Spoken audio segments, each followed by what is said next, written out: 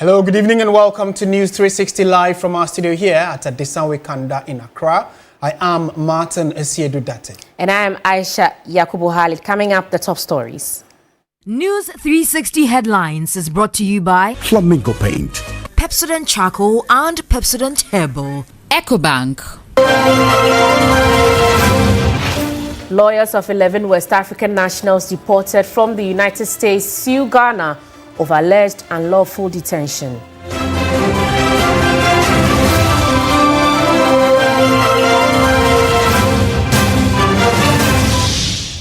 Also coming up, the Ministry of Education establishes resolution centers across the country to address concerns arising from 2025 computerized school selection and placement system as parents and wards flood the Nat Hall. Later, we'll tell you how galamseyers on the Ankoba River are using supernatural methods to resist intensified anti-mining operations.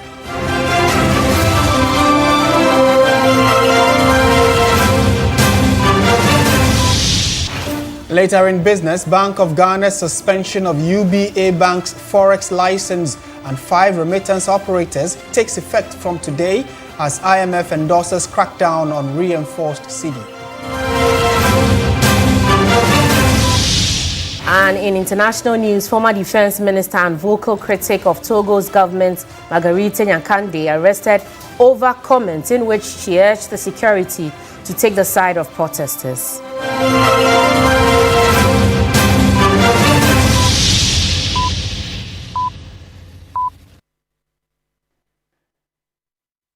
We're live around the world on 3news.com, and you can also be a part of the show. Let's hear from you on our various social media platforms. Lawyers of 11 West African nationals deported from the United States have told an Accra High Court that, contrary to claims by President Mahama and Foreign Affairs Minister Samuel Okudzeto-Ablakwa, they remain in detention in Ghana and have not been repatriated to their home countries. The ECOWAS nationals filed the legal action at the Human Rights Division of the High Court in Accra against the government of Ghana, alleging unlawful detention. My colleague Lord Idwasare reports. President Mahama, at a media engagement on September 10, had disclosed that government's agreements with the United States to have 14 deportees brought in purely on humanitarian grounds have been repatriated to their home countries. I think that agreement has been activated, and a first batch of 14 nationals came. Several of them were Nigerian brothers. They opted to go back home, and so we put them on buses, to be able to go back home. One of them was a Gambian who it's not as easy. You have to get him an air ticket to be able to facilitate his travel. So what we've done is contacted their embassy to let them know of his presence so that they can facilitate his return to Gambia. But during a virtual court hearing on Thursday, lead counsel for the West African nationals, Oliver Bakavomawo, indicated that contrary to the statements by the President and Foreign Affairs Minister, the U.S. deportees were still being held in military bases in the country. He had earlier filed 2 ex parte applications, an injunction restraining the Ghana government from repatriating the U.S. deportees, and a habeas corpus application seeking an order to compel the government to produce them in court. Oliver argued that the injunction application would prevent his clients from getting repatriated to their home countries, where they could face torture, persecution, among others. The 11 West African nationals are from Nigeria, Liberia, Togo, the Gambia, Niger, and Mali. Presiding Judge Priscilla Dikro Ofori, sitting in for the substantive judge, indicated that she disagreed with the applications being ex parte. Bakavoma explained that due to the long detention of his clients, he was seeking an order through the ex parte motions to get the security agencies to produce the ECOWAS nationals since they've not had access to them. Justice Ofori, however, adjourned the proceedings to September 23 to consider the two applications by the lawyers for the deportees. Lord Edwasari, TV3 News, Accra. Meanwhile, the Commission on Human Rights and Administrative Justice (CHRAJ) has backed a suit by some 11 West African nationals over their detention in Ghana. Speaking on New Day earlier today, the Commissioner of CHRAJ, Joseph Whittal, says that the suit is key to ensuring clarity as there are many grey areas in the Memorandum of Understanding that brought them into the country. I've listened to the Foreign Affairs Minister. He says they have an MOU with the Trump administration, and of course to accept deportees through Ghana temporarily to transit them to third countries. Now, my concern is if that MOU does not measure up to the treaties and conventions which Ghana has ratified, in terms of how such deportees should come into Ghana, then we'll have a difficulty. You remember the opposition minority group have signaled that if it is the normal deportation into Ghana, it ought to go before Parliament for approval. Indeed, per Article 73. Exactly. But the question now is, the Foreign Affairs Minister seems to want to explain it away with this is an MOU between them and that it does not ripen to the need to put them before Parliament. So there are so many grey areas yet, and I'm happy that this challenge is coming up because the application is seeking clarity. They will bring their facts before the court, and the Attorney General will be able to give the facts from the government side, so that the Ghanaian public will be better edified. So, Mr. Whittal, I'm glad you talked about the MOU, because those who are making arguments, especially against what the Foreign Affairs Minister said, they talk about also Article 75, and it's very short, so I'll read that to you. The President may execute or cause to be executed treaties, agreements, or conventions in the name of Ghana. So would you say that Ghana breached this very... Right, so, I mean, it's become a very topical national conversation and would want to take you down memory lane and then also zoom into the specifics of what the law says. Now, you'd recall that the concern many are raising is that should Parliament have ratified it, should government have gone to Parliament, and the decision not to have ratified this agreement with the US government to receive the deported West African nationals has become quite topical. And there is some history when it has to do with such an agreement and the reception of foreign nationals onto our soil. We do not know the fine details of the agreement between the Ghanaian government and the US government, but the Foreign Affairs Minister, Samuel Okudzeto-Ablakwa, has been clear that we are not getting any financial benefit or any benefit whatsoever having to do with our decision to accept them. The concern many are raising is, what do our laws say? Now, you recall, let's take it down memory lane. You recall that around 2012, Ghana accepted, based on an agreement with the US government, to get more detainees or some detainees that were at the Guantanamo Bay in the US. Now, the US wanted to give them off or get them out of the US. Ghana agreed, received them. It became a major brouhaha in the country, and some persons took it to court.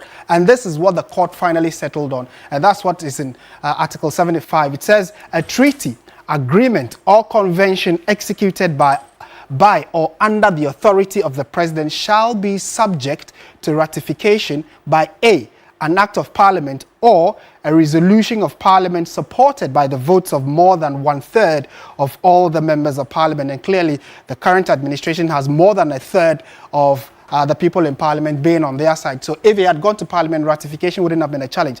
Let's go on to some of the reliefs that were sought by the applicants that took the case to court. This is in 2012. They were seeking a declaration that on a true and proper interpretation of Article 75 of the Constitution, the President, by agreeing to transfer Gitmo 2 residents to Ghana, required the ratification by an act of Parliament or a resolution of Parliament. They were also seeking that the President acted unconstitutionally, or the court should say the President acted unconstitutionally in his failure to obtain requisite ratification by an act of Parliament or a resolution of Parliament. And you can see former Chief Justice, then she was the Chief Justice, Madam Ayisha Yakubu. So in part of the final ruling, it said the language of Article 75 is perfectly clear. The Constitution makes no mention of any formal distinctions that are dependent on the formality with which such an instrument is formatted or brought into being. From the aforementioned principles of constitutional interpretation in Ghana, there is no doubt that where by various forms of documentation the government of Ghana binds the Republic of Ghana to certain obligations in relation to another country or group of countries, an international agreement comes into existence. So this, based on what Article 75 is saying, is an international agreement and needed to go to Parliament. So let's find out from an international relations expert on what all of this means. Have we committed any diplomatic errors here? And locally, on the Ghanaian context, have we flouted any laws, or has the government flouted any laws? Professor Vladimir Ntwedanso is an international relations expert and analyst. Good evening, Prof. Thank you for your time. Good evening, and thanks for having me. I'm sure this is a conversation you have followed quite keenly, and we have some history having to do with the Gitmo 2 that came into the country, became a legal conversation, and some resolution was arrived at as a country. The current acceptance of some 14 deportees from the US has come up for conversation again. As an expert in these areas, what are your thoughts on it? Well, I must confess I'm not a lawyer, so I'm not going to attach myself to any legal battle. But the point is, in diplomacy, it's a give and take affair. So the president has done no wrong by entering into any agreement with an external body or an external institution or a nation. He is the first diplomat of the country, and he has every right to enter into any MOU with any other country. But the fact still remains that we, on our own part, have instituted a constitution where we say that Ghana is not a monist country. In monist countries, it means when a president signs an agreement with another country, it becomes binding. It doesn't have to go to Parliament. In our case, it has to. And we have precedents also here in Ghana. That is for the lawyers. The point is that the Guantanamo thing you mentioned was a big problem for us, because at the point we saw that they had to go back, there was no third country. The humanitarian legal aspect of it was said that we couldn't send them anywhere. When we were rushing into Parliament, it was too late. The Americans were not ready to also accept them. So they are now Ghanaian. Wasn't that enough precedent for us to think of it before going for another batch? And I hear some another batch of 40 is on the way. Right. The point is that yes, we can go in for people on some agreement. Again, let me make it clear that it is never true that in such diplomatic relations you go on humanitarian grounds and you gain nothing. Even on humanitarian grounds, there is something promised. There is no way any relationship is made on the grounds of one side winning, the other side losing. So there must be some promise given us by the Americans before we accept it to bring them here. Again, my beef is on the question of they are West Africans, so we were humanitarian enough to bring them. Why should it be the case that America's immigration problem to be the problem of Ghana and not the problem of ECOWAS? Why did America not negotiate with ECOWAS and negotiated with Ghana? What role is Ghana playing? And who is paying for their upkeep here, whatever it is? These are the questions that come to mind. when Prof, we begin to think some about West African countries, and you mentioned ECOWAS, some West African countries, Nigeria comes top of mind, are yet to agree to this, deportation from the US. They say they are not ready for that yet. And I mean, like you're indicating, the government says we are going purely on humanitarian grounds. You don't think that is justifiable enough to accept fellow West Africans who are caught up in this unfortunate issue of detention? I'm not against any humanitarianism. But what did we ask to tell Nigeria that we are doing this on their behalf? Did we tell Benin, Gambia, etc., etc.? Did we? So what is the humanitarianism in this? Which humanitarian thing are we talking about?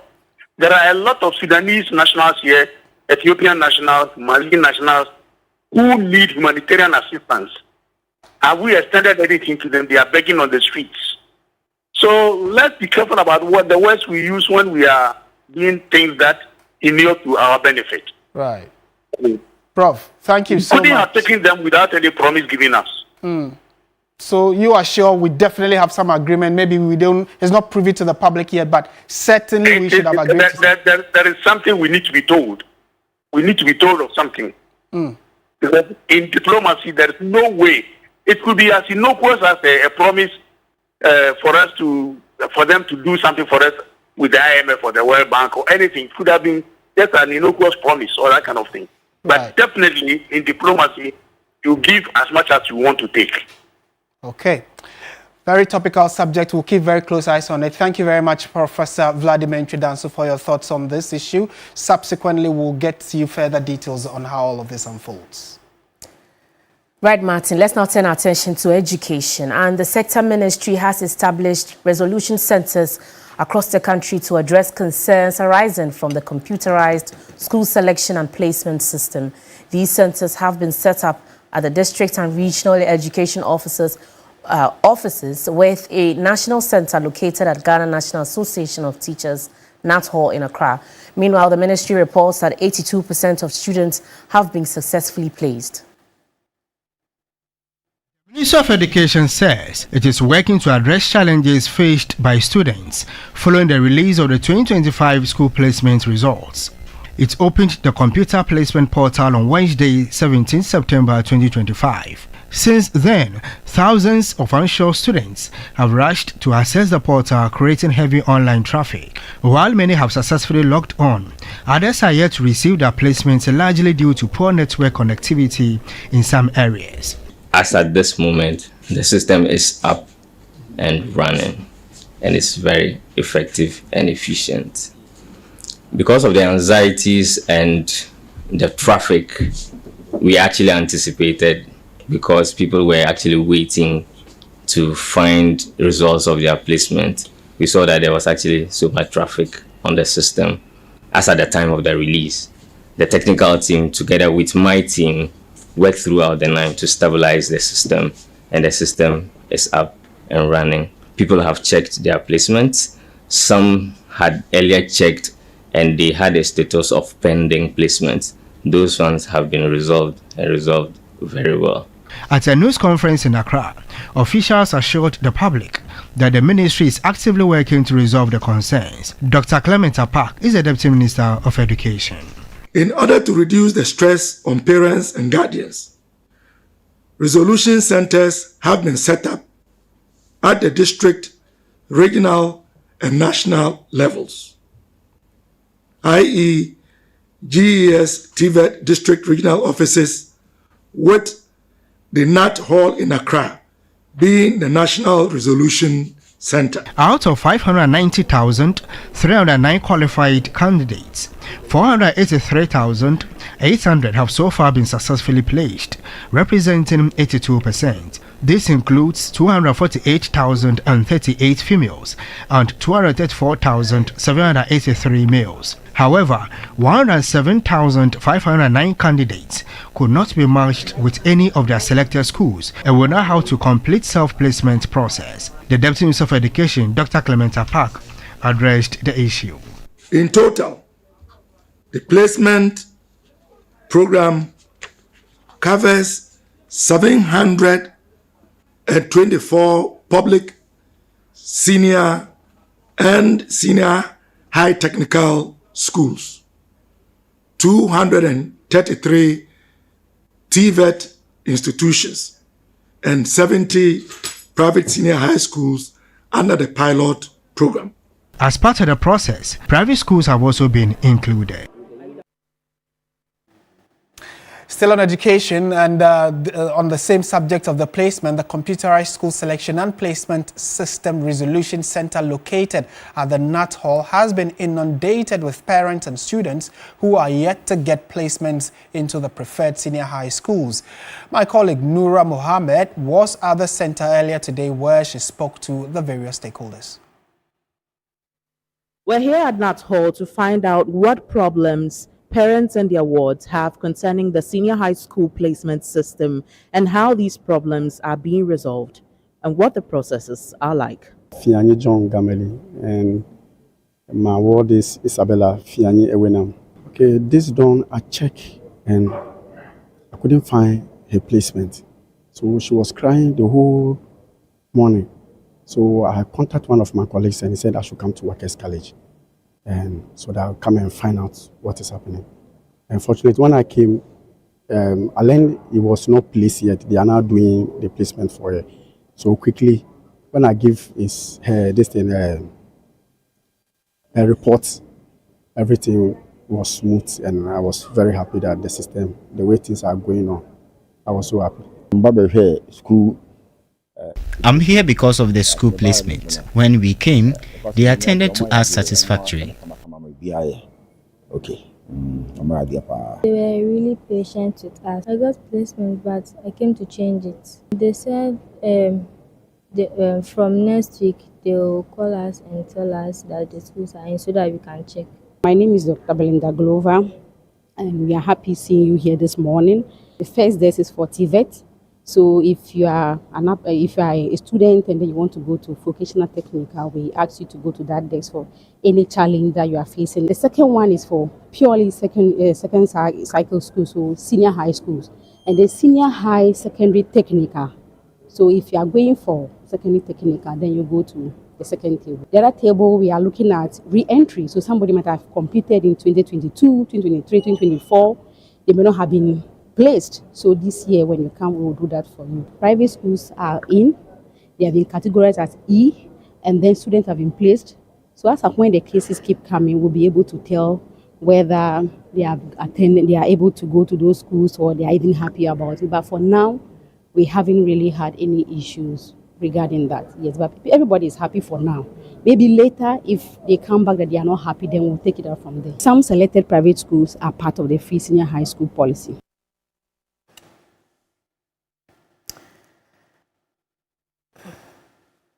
And now, as the fight against illegal mining galamsey intensifies in the western region, different tactics are being used by the perpetrators emerging. Irama Smith reports that the galamseyers on the Ankoba River are not only changing their strategies, but also employing the supernatural. The average African is very religious, attaching religious significance to every aspect of life. In this regard, almost every step in life is done with prayer, be it a Christian, Muslim, or traditionalist. It is therefore not surprising that during an operation on the Ankoba River by personnel from the Western Regional National Security and the Western Naval Command, this shrine dedicated to a river goddess, Togbe Nana Benin, was discovered. It is true that no land is truly empty. It belongs to the chiefs. However, as spirits reside upon it, we must first consult the priest to understand the necessary rituals for a site before any work can commence. Since it was Almighty God who created all that is under the earth, including gold, I do not subscribe to the local spirituality and rituals required before mining. This is based on my observation of numerous individuals who performed such.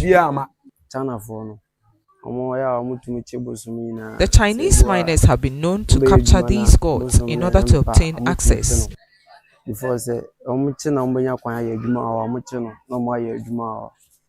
The The fetish priest, however, abandoned post upon seeing the task force. This room is for the Malam. Malam Jujuma, you have escaped. You are supposed to wait and meet us. We don't have anything, we have only God. And you are running away. Next time I want to see him with the Juju or we will burn you in the Juju or. The Togbe Nana Bedin Shrine is believed to offer protection to the illegal miners. In a room allegedly used for purification rituals, we find this list prescribing ritual items for a client. It includes a sheep, a goat, sacrifice, and a cash of 300 cedis. Near the shrine, 2 sheep and a chicken are tethered, presumably awaiting sacrifice. But will this intimidate the anti-Galamsey task force? So this is where they consult the gods before they operate. Yes, that's the Mamota shrine. Yes, so when they do this, it means they'll get more gold and they'll destroy the water. And in fact, we will not forgive them. We will destroy everything. Wherever that gods is, we are ready to meet the gods. If we encounter a lot, sometimes you go and see white sheep, some white fowls, and other things, but we don't give up. Certainly, it's a fight we need to continue against illegal mining activities in the country. Now, let's turn our attention to what has been one of the topical conversations in the country today. The final funeral rites of the Asante has been held, and in a somber yet majestic ceremony steeped in centuries of tradition, the Asante Kingdom earlier today laid to rest the final remains of Asante the Queen Mother of Asante, Nana Kunedu Yadom III, marking the culmination of a week-long funeral rites. The final burial ceremony was held, and in the presence, we had many dignitaries coming in. So let's bring you more in this report. Preceding tonight's burial was a grand pre-burial service at the Mensha Palace, which was attended by President John Dramani Mahama, former President Nana Dankwa Akufo-Addo, and John Ajekum Kufuor, high-ranking government officials, diplomats, political party leaders, and a multitude of traditional rulers from across the country and beyond, all paying their last respect. The Asante Otumfuo Asiedu II sat in state, receiving condolences. His composure reflected the weight of the moment, a king mourning his mother figure while simultaneously steering his people through pivotal moments in their history. The streets of Kumasi, usually bustling and loud, were quiet today with the exception of Malaysia and its environs, where thousands of spectators came to pay their last respects. Many were clad in traditional red and black cloth, the colors of mourning in the Akan culture, signifying unity in grief. For the Asantes, they are not just burying a queen, but a mother, a grandmother, and the keeper of their most sacred traditions. The main burial rites will be a spiritual affair, closed to the public and media, adhering to ancient customs reserved only for the Asante royalty. The rites are believed to ensure a peaceful transition to the ancestral world, where she will take her place among the great ancestors who will guide the kingdom. Nana Kunedu Yadom III was the sister of the current Asante Otumfuo Asiedu II and the 14th Queen Mother of the Ashanti Kingdom. Ibrahim Abubakar, TV3 News, Kumasi. Away from the Ashanti region, the IGP Special Operations Team deployed to provide security in the Bole and Sola areas has intensified patrols in 9 interior communities following the gradual return of indigents to their homes. The team has been reintegrating families while increasing patrols in the villages to prevent a resurgence of attacks. Following the return of over 13,000 displaced persons to the Bole and Sola areas, after a protracted communal conflict, the IGP Special Operations Team is intensifying daily patrols in the affected communities as part of efforts to restore peace and protect residents. The operations team was divided into 3 units, namely Alpha, Bravo and Charlie, led by DSP Karim Mahama, ASP Bawa Abdul Jalil, and DSP Augustine Dawson Amwa. The patrols covered 9 communities: Biniyiri, Dagbegu, Donayiri, Sanyiri, Bale, Tumburuyiri, Deportee, Chinchiri, and Nyongmanikra. The teams reported of significant progress in repopulation of the areas as farming and business activities had resumed, with shops opened. During an engagement with the returnees, the residents expressed gratitude for the security visibility and confirmed no recent incidents of violence. Like when the security personnel started coming, you don't see them again. But at first, it was very serious. They can come like maybe 25 motorbikes, two with their guns. So we, the women too, the men too, they are all gone. We have to also run too. But mostly they say they need the men. But we cannot just stay behind and say maybe they need only our men. We have to also run. So we ran across the Ivory Coast, where we call the Bonkor. But I came here yesterday. So we are hard. Wherever we hear the sound of motor, and unless we run. In Bale and Tumburuyiri, not many residents have returned to their homes, as some families are awaiting concrete assurances from traditional leaders and government regarding their safety. Unresolved traditional leadership issues have been underscored as the reasons residents are discouraged from returning to those areas. The Bale Methodist Junior High and primary schools remain closed despite ongoing new academic term.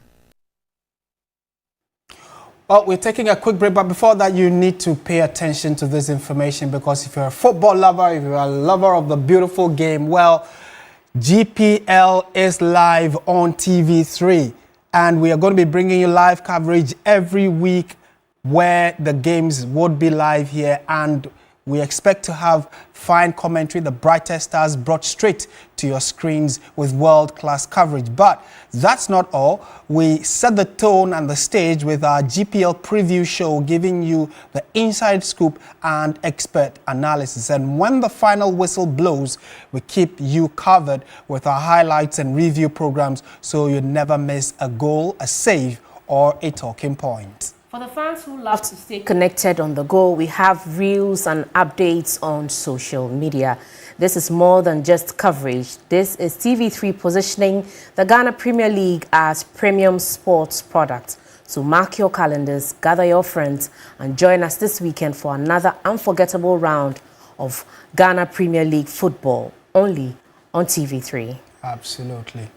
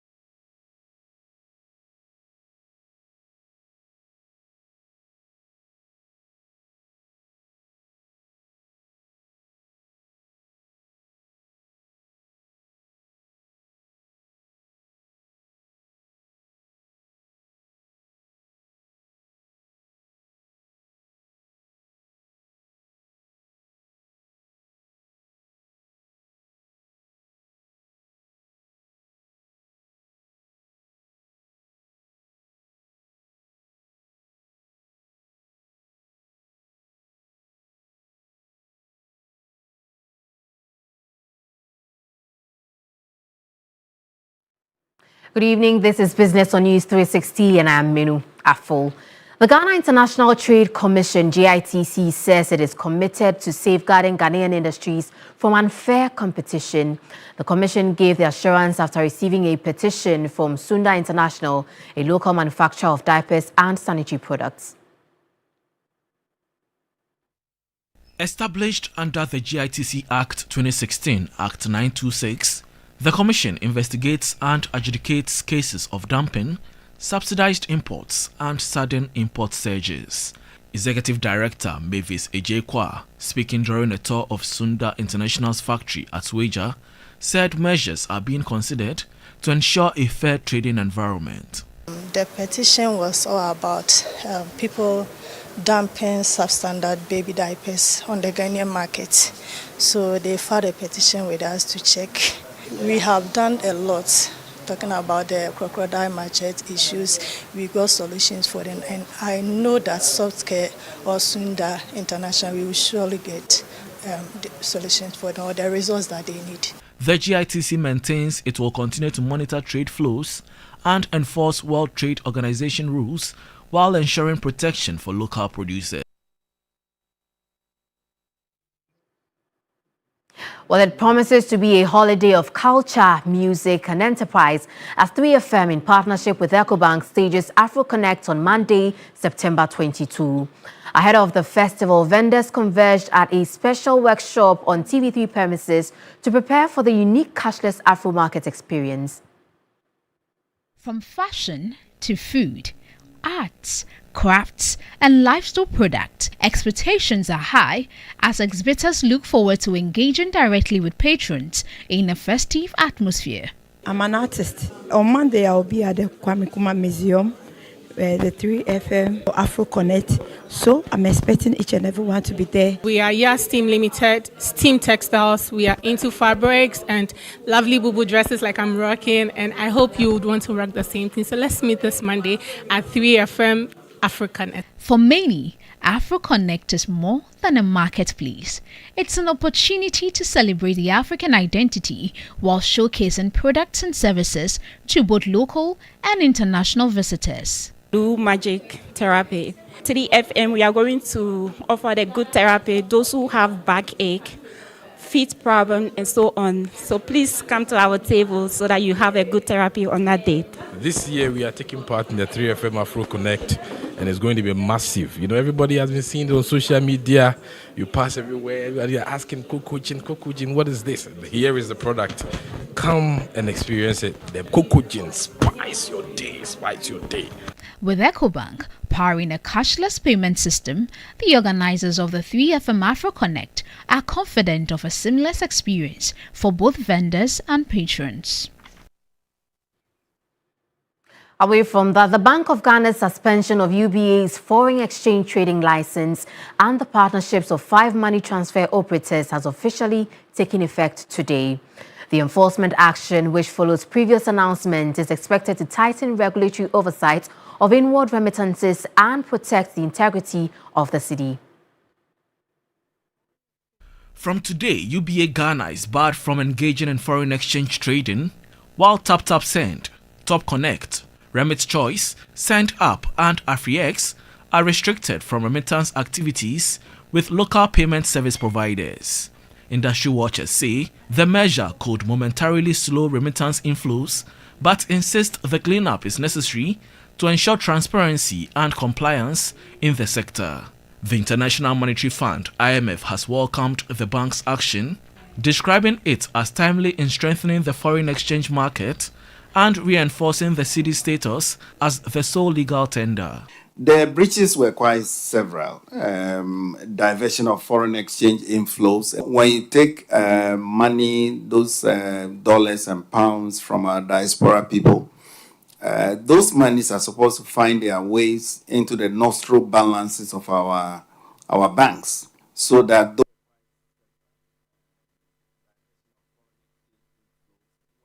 in the sector, the International Monetary Fund, IMF, has welcomed the bank's action, describing it as timely in strengthening the foreign exchange market and reinforcing the cedi's status as the sole legal tender.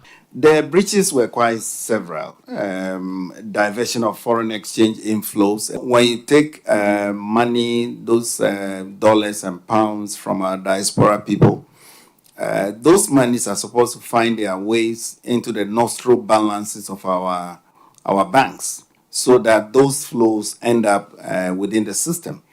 But we observed that some of them were doing what we call offshoring, when using it for other purposes. Others were also applying the wrong exchange rate. With the suspension now in force, focus will shift to how affected operators and UBA Ghana respond and whether the central bank's action will restore confidence in Ghana's financial system. Time now to take a look at what's happening on the forex and commodities markets.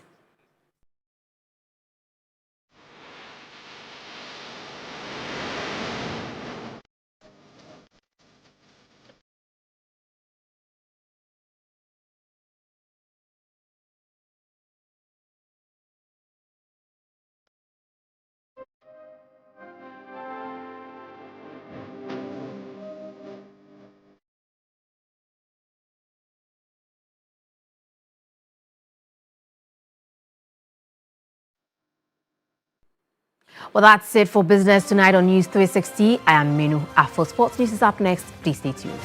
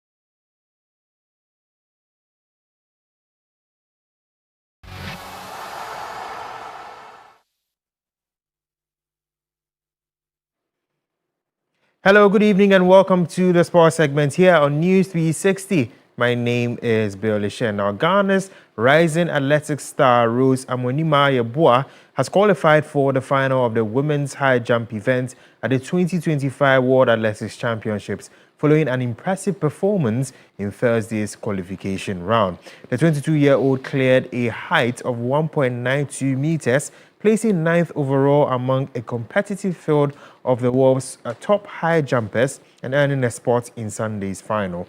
Rose becomes the first Ghanaian ever to qualify for the final of the high jump at the World Athletics Championships. Now, the former University of Cape Coast student cleared that height of 1.92 meters on her second attempt after successfully clearing the earlier height on her first tries. The mark was enough to secure her place in that final.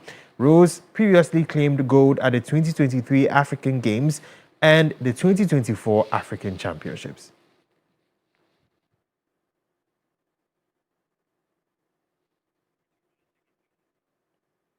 Now, the Black Princesses of Ghana will be in action against Tunisia in the second phase of the qualifiers for the 2026 FIFA Under-20 Women's World Cup. The team could potentially be making their 8th consecutive appearance at the tournament if they are able to successfully go through the final 2 phases of qualifiers. My colleague Akosi Ej has been following the team and filed this report. For the 8th consecutive time, the Black Princesses of Ghana are aiming to secure a spot at the 2026 FIFA U20 Women's World Cup in Poland. Before reaching the global stage, they must navigate 2 rounds of qualification, with Tunisia standing as their first challenge. To prepare for the upcoming doubleheader against Tunisia, head coach Charles Sampson has called up a squad of 30 players to begin training camp.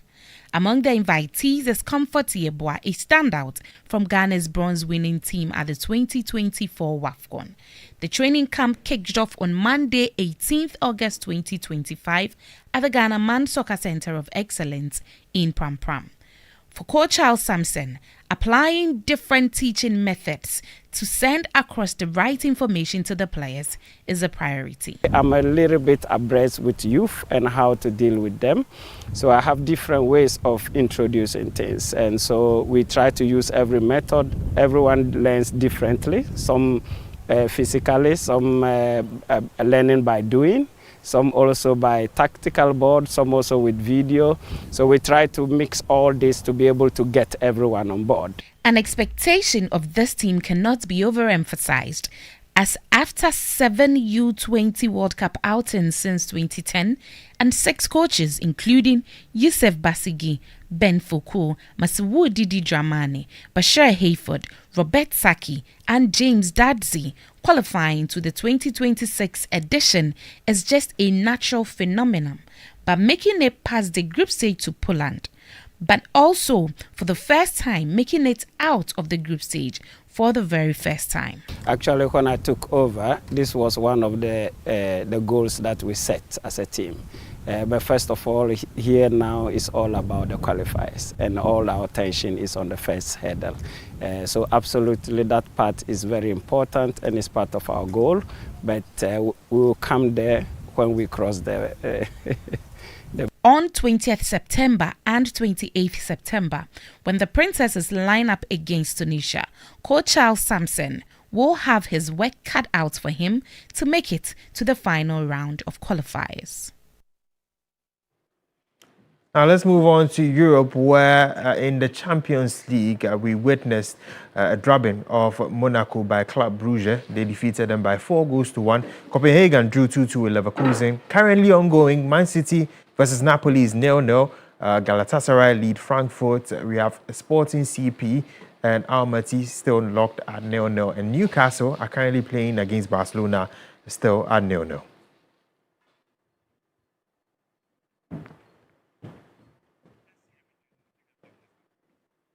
Now moving on, Benfica have appointed Jose Mourinho as their manager on a deal until the summer of 2027. Mourinho succeeds Bruno Lage, who was sacked after the shock Champions League defeat against Karabakh on Tuesday.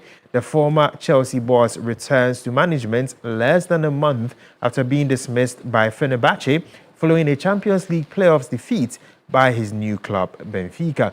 Mourinho began his managerial career with Benfica in 2000, but took charge of only 10 games and left following a dispute with the club president.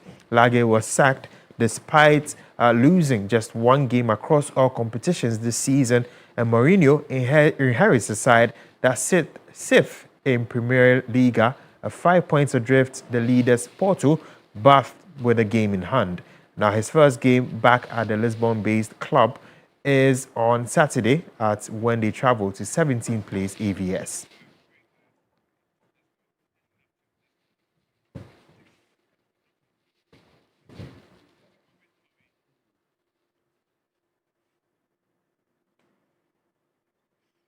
That's it for the sports segment here on News 360. My name is Bill Ishen.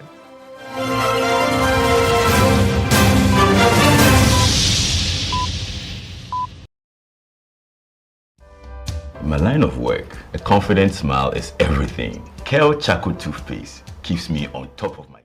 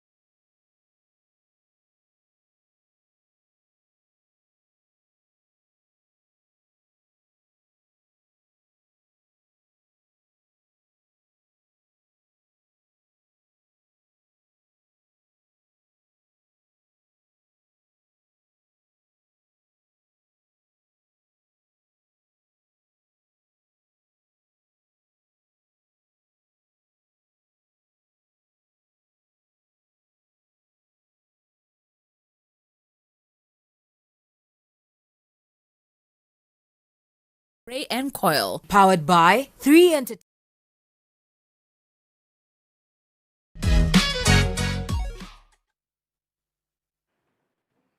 Well, good evening and welcome to the entertainment news segment here on News 360. My name is Nwala Donko.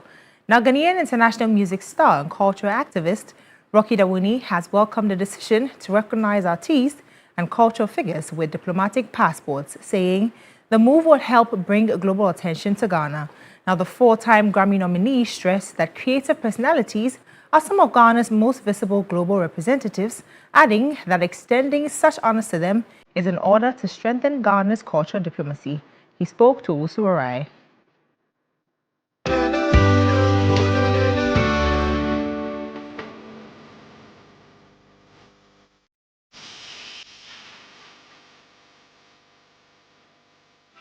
First of all, it was a big surprise to me. I do things not because I want to be rewarded for them. You know what I mean? I do things because I believe in them. So my works to project Ghana, my works to also engage the diaspora was not something driven by the sense of some kind of payoff or somebody patting me on the back. It's a duty for me. On Wednesday, September 17, the government of Ghana presented diplomatic passports to 5 distinguished citizens, including award-winning reggae musician and cultural activist Rocky Dawuni, in recognition of their contributions to promoting the country's image on the global stage. Rocky Dawuni, a 4-time Grammy nominee and UN Goodwill Ambassador for the Environment, has expressed gratitude for the recognition, describing it as a validation of the role artists and cultural figures play in advancing Ghana's interests abroad.